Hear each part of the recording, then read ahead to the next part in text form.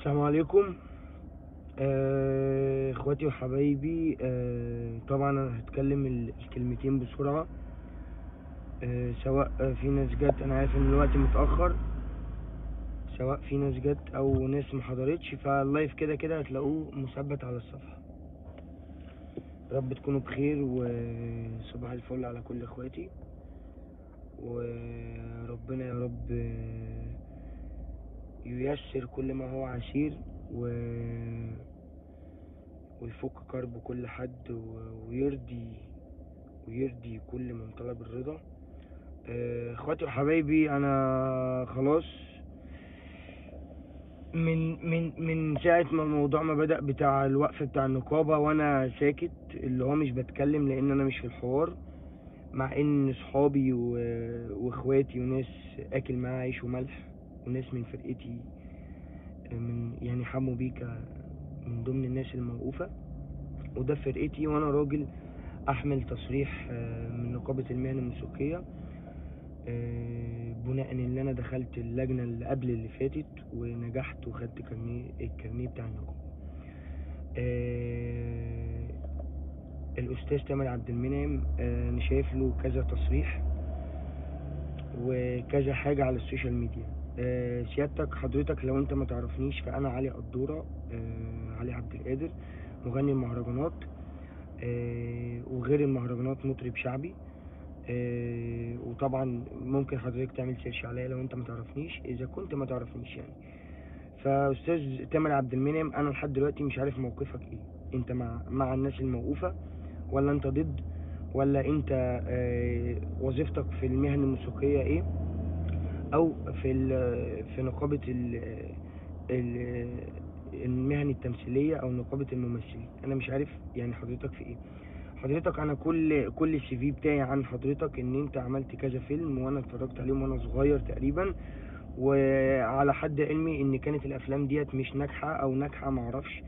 ف يعني انا شايفك دلوقتي انت صاحب موقف ايه؟ انت ضد المهرجانات وعمال تتريق على خلق الله، وعمال تتكلم كلام ما يعجبش لا صغير ولا كبير، وحضرتك بتطالب بالقيم وانت بتهدر جزء كبير قوي من القيم بكلامك وتنمرك على الناس.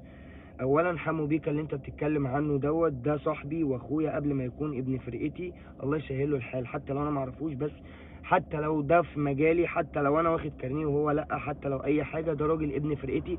وغير كده اكل معاه عيش وملح، واحنا قعدنا مع بعضينا اكتر ما قعدنا مع اهالينا. كل يوم تصريح جديد. انتوا بتشربوا مخدرات، انتوا بتتلفوا الذوق العام، انتوا ومحدش عايز يسمي اسامي. فالنهارده انا فوجئت على السوشيال ميديا ان في اسامي اتسمت، ومن ضمنهم حمو بيكا، ان حمو بيكا ما بيعرفش يقرا ويكتب، ومن شروط العضويه ان انت تبقى بتعرف تقرا وتكتب. استاذي الفاضل، انا عايز اقول لك ممكن اسمي لك اسامي ناس كبيره قوي ومطربين كبار قوي لا بيعرفوا يقروا ولا يكتبوا ولا يعرفوا 1+1 يساوي كام. تمام؟ ما تجيبش الفن جنب التعليم. طول ما انا محترم وبحترم الناس والناس بتحترمني ومش بقل ادبي على حد، ذنبي ان انا ما اتعلمتش ظروف لاهلي او اي ظروف في الدنيا حصلت ما خلتنيش ان انا اكمل تعليمي. دي حاجه ما تعيبش حمو بيكا. انا حد تعليم متوسط حضرتك، وانا راجل معايا معهد تكنولوجيا ومتخرج من مبارك كول، يعني انا بعرف اقرا واكتب عربي وانجليزي وممكن فرنساوي شويه، وعلى حد علمي من الثقافة دينيا أو دنيويا أنا مثقف لحد ما أنا راضي عنه، ومش عيب ان الواحد يكمل. فأنا دلوقتي بتكلم كلام واحد متعلم لحضرتك، أستاذنا الكبير طبعا، مع إني ما اتقابلتش مع حضرتك قبل كده، بس التنمر دوت أنت متعرفش إن التنمر دوت ممكن يكسر البني آدم، او ممكن انا لو بحبك انا اكرهك من اجل التنمر ده. ايه يعني ما بيعرفش يقرا ويكتب وعمال تتريق عليه وهاو ار يو جايز وبتاع؟ طب يعني عادي، يعني مش فاهم، هو عمل كوميكس والناس كلها ده. انا مش هاممني مين معارض ومين مؤيد في الموضوع دوت، ومش هاممني اي موضوع قد ما انا ما هاممني اللي انا غيرتي على صاحبي او غيرتي على مجالي او غيرتي اللي يعتبرني حد عادي، زي ما حضرتك مالكش اي موضوع في الحوار وبتتكلم فيه، قدرني ان انا ماليش دعوه باي موضوع وبتكلم في الحوار. يا جماعه بلاش الناس تنفخ في النار، بلاش الناس القامه اللي احنا بنحترمهم ينفخوا في النار. الموضوع مش مستاهل الموضوع ده كله، احنا لحد دلوقتي مش عارفين مين الغلطان ومين الصح، قرارات نقابة موجودة وكلها لازم تحترمها، لان دي نقابة مهن موسيقية وفي مصر، ودي دولة قانون. تعالوا تقننوا، اللي تقنن اتقنن، واللي ما تقننش خلاص. وفي 3/4 الناس اللي موقوفة من ال 19 بني ادم اللي موقوفين دول اصواتهم جميلة وفاهمين موسيقى، بس ورقهم مش كامل. واحنا لاجل بند القانون اللي انت لازم تستوفي الشروط القانونية ان انت تبقى عضوية نقابة او معاك تصريح، على عيننا وعلى راسنا. فالناس دي محترمة جدا. ففي ناس تانية ما بتعرفش تغني، بتطالب ان هي بيبقى فيه شعبة، اي شعبة بقى.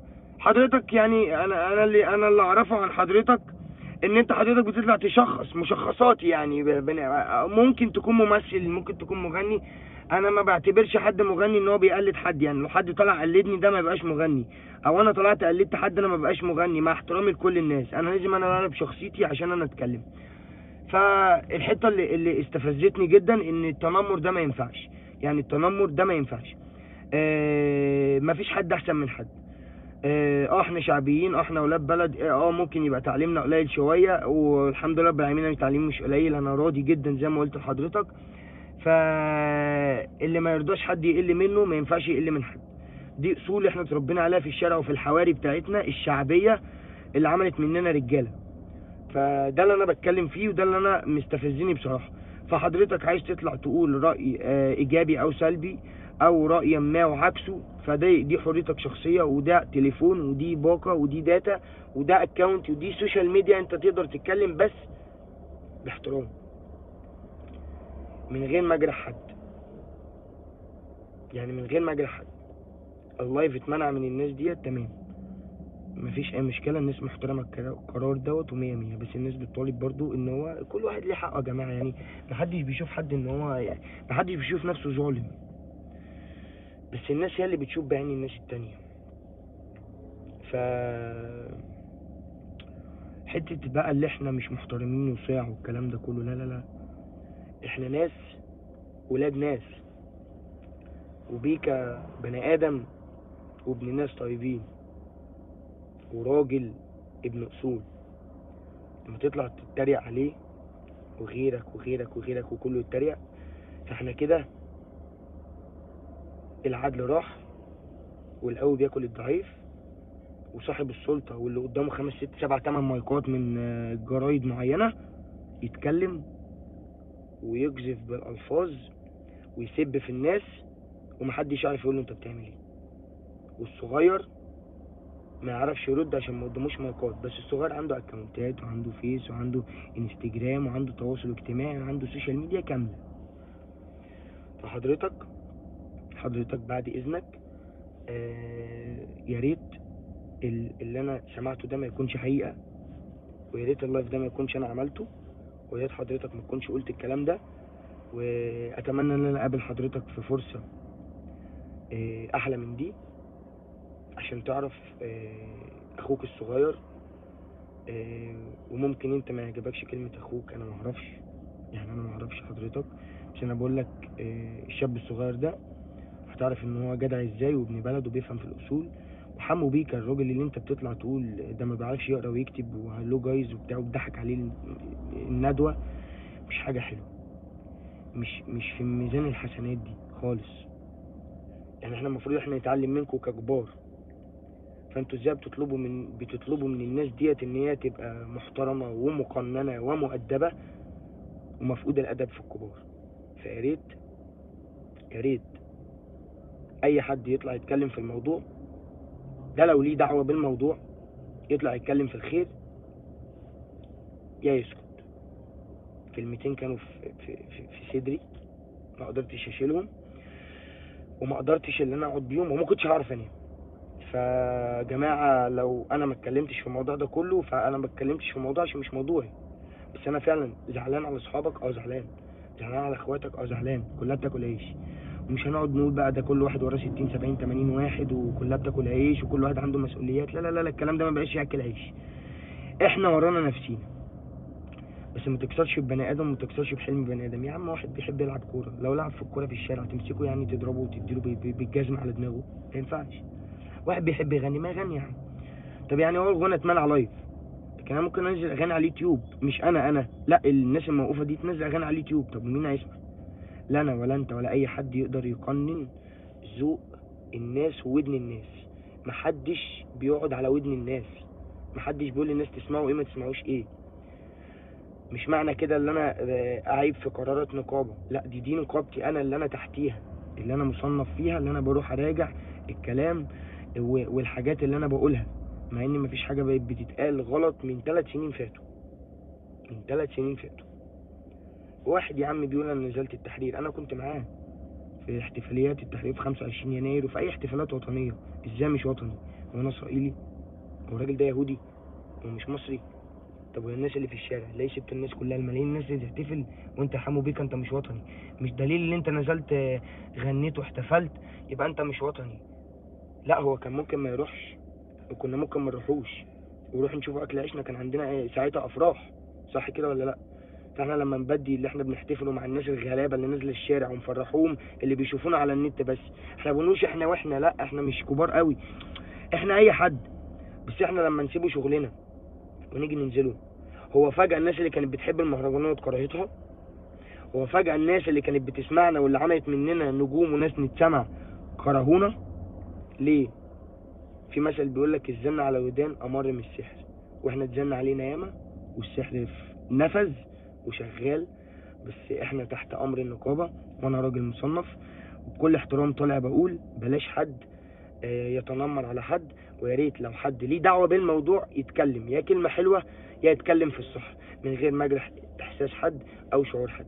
انت ما تعلمش دلوقتي هو نايم عامل ازاي من الكلام. يعني انا يلي الكلام مش عليا اتحرقت له، ما بالك هو؟ ترضاه على نفسك؟ ترضاه على ابنك؟ ترضاه على حد من عندك؟ في ناس غلط كتير، في ناس كتير غلط، لكن مش كل غلط يجي على دماغ ناس ما بتعملش حاجه. انا فيا لسان وفيا ايد وفيا قلم اطلع اقول فلان الفلاني اسمه كذا كذا كذا وده تقريبا سهل عمل كذا، ده ممنوع. لكن كله مجال كامل، مزيكا كامله، احنا بنغني غنى بس بمزيكه مهرجان. انا بعمل اغاني وهتنزل قريب متصوره كليب تحت انداد شركات كبيره. عشان هو انا بعمل اغاني مثلا عشان انا الشهره؟ لا انا بعمل اغاني عشان اعرف الناس ان انا بعرف اغني اي لون. انا لما دخلت النقابه، انا لما دخلت اللجنه الموقره غنيت اما براوه للاستاذه نجاة الصغيره رحمها الله. يعني انا غنيت اما براوه لنجاة الصغيره، وكان قاعد باقه ونخبه من كبار الملحنين والعازفين والكاتبين والشعراء في اللجنه. يعني مش دي لجنه نقابه وانا نجحت كوسه؟ انا نجحت بغنايه، صح كده؟ صح. يعني انا دلوقتي لما بتكلم في الصح، فانا فنيا انا بتكلم. حضرتك بلاش تطلع تنتقد حد يا استاذ تامر عبد المنعم، وانا بسمي وبقول يا استاذ تامر عبد المنعم. بلاش تغلط في حد، وبلاش تغلط في اخواتك الصغيرين. اعتبر بيك اخوك الصغير، مع انك انت عمال تجرح كل الناس بالكلام وبتفكر ان ده افيه حلو والناس بتضحك. انا عايز اقول لك يؤسفني ان ده لا يمس الندوة دي كلها. حضرتك كنت واقف قدامك 5-6 مايكات، ولا الناس اللي بتضحك بأي شيء من الأدمية. فعيب لما أنا الصغير أطلع أعدل على الكبار، دي عيب لما الصغير يطلع يعدل على الكبار اللي بيقولوا امشوا كده. وانا حضرتك انا عايز اعرف حضرتك شغل حضرتك ايه، وانا يعني عشان اعرف يعني نعرفه نتكلمه. بس انا ماليش وظيفة في الموضوع ده، بس انا زعلان على صاحبي. انا دلوقتي مش علي قدورة، انا واحد صاحب حمو بيكا، فانا زعلان على صاحبي وانا طالع بقول رأيي بكل احترام. لو حد شايف ان الكلام ده غلط يا جماعة يطلع يقول لي انت غلطان وانت قليل ادب وتستاهل اللي يجرمك. بتكلم بكل احترام، بل بالعكس ده رد فعل محترم من اسلوب حصل غير محترم.